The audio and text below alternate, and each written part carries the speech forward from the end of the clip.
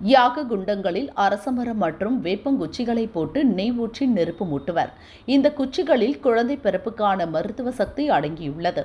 அக்காலத்தில் புத்திர காமேஷ்டி என்னும் குழந்தை வரத்திற்கான யாகம் செய்யும் போது தம்பதிகளை யாக குண்டம் முன் அமர வைத்து இந்த குச்சிகளை வைத்து தீ மூட்டுவர்.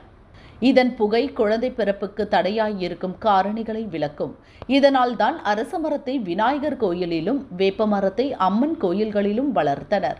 இதேபோல வில்வக்காய் அல்லது பழத்தை அது காயும் வரை வீட்டில் உள்ள பூஜை அறையில் வைக்கலாம்.